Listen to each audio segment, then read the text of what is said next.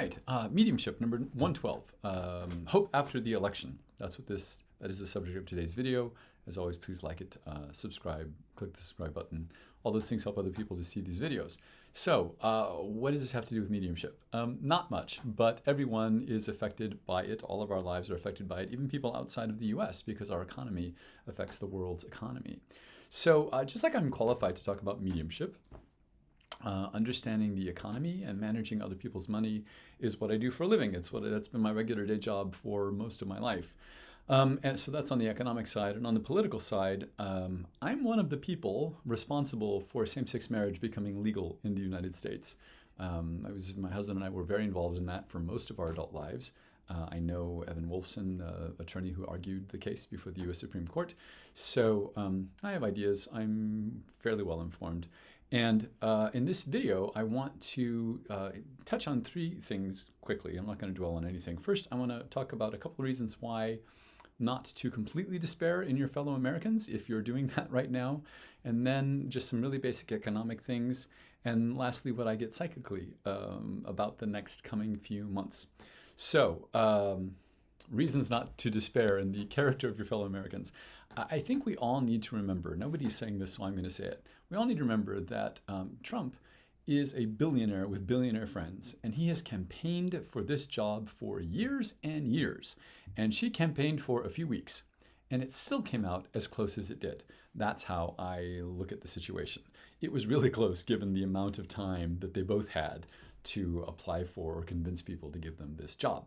So that's that. And on his side, we know where he lives, what his houses look like inside, all his wives' names, his kids' names, some of his kids' spouses' names.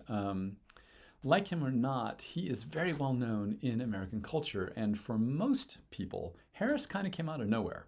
So there's that. So instead of despairing, try to remember how close things were, despite having almost no time at all compared to a billionaire with literally nothing else to do all day long. So there's that. The other reason I'm not despairing, at least not yet, is up until this election, I used to take it really personally when family members would vote Republican.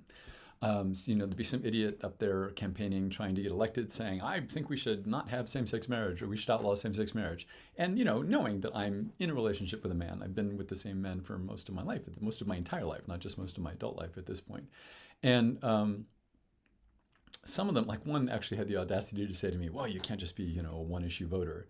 And I thought, boy, watch the federal government threaten your marriage and watch how quickly you become like a one-issue voter. But anyway, I always felt like it didn't matter.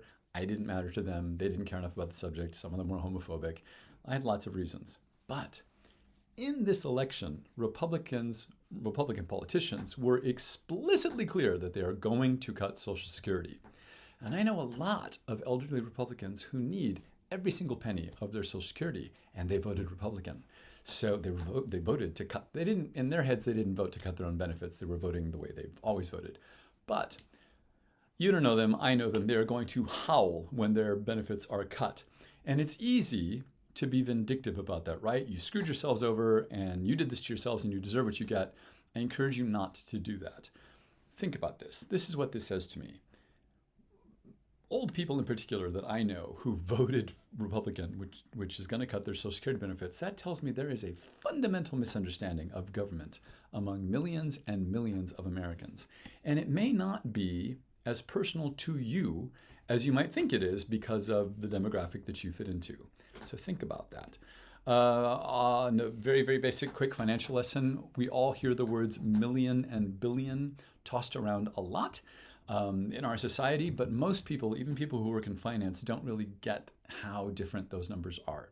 So very quickly, if you pause this video and watched it for 1 million seconds, just stared at the computer or the phone for 1 million seconds, you'd be sitting there for 12 days. 1 million seconds is 12 days. If you did that for 1 billion seconds, you'd be sitting there for over 31 years. That's how much more a billion is than a million. So 1 million seconds is 12 days. 1 billion seconds is over 31 years. It's an enormous number, 1 billion. So one of my many concerns about a Trump presidency is that he has a lot of really terrible ideas, very real problems, but the solutions he comes up with are just disastrous. For example, deporting millions and millions of immigrants. if you do that, they stop buying things like groceries and clothes and gasoline, all the stuff we all regularly purchase. And when millions of people stop spending a few thousand or several thousand a year, that's billions and billions of dollars that American businesses lose. It's no different than if suddenly over a 2 or 3 or 4 month period, millions and millions of people died. They permanently stop spending money. That money is permanently taken out of the economy. So deporting them is a terrible idea. I don't know what the solution is to the immigration issue, but one of the worst possible ways to handle it is to deport millions of people. And I know people die every day in any economy, but they don't die by the multi-millions over just a few months. That's the problem. So there's that. And I'll remind you that understanding the economy and managing other people's money is what I do for a living. So I probably know what I'm talking about. Psychically, what I get, this is so weird, what I get when I turn my attention to the coming several months, it's weird. So I'm not sure that Trump will actually become president or be president for very long. He's really old. He could be having a stroke or a heart attack as you're watching this. And think about these 78 to 82-year-olds in your life. It's old, right? And if you don't like Joe Biden, Trump and Biden were in high school at the same time. They are both really old. And it's not a job for someone that age. It is one of the hardest jobs in the world. So if he does pass away anytime soon, either just before or shortly into his presidency, legally the next people in line for the job automatically are the vice president or the Speaker of the House. And I think they're both nuts. But they don't have the influence over people that Trump has over people. So if Trump were, I can tell you economically, if Trump were to become president for a full 4 years or even for just 1 year, that is certain economic disaster. There are numerous things I can be specific about, but certainly we're headed for economic disaster. It would be like, a good analogy is, if you quit your job and spent your life savings on lottery tickets, you might win, right?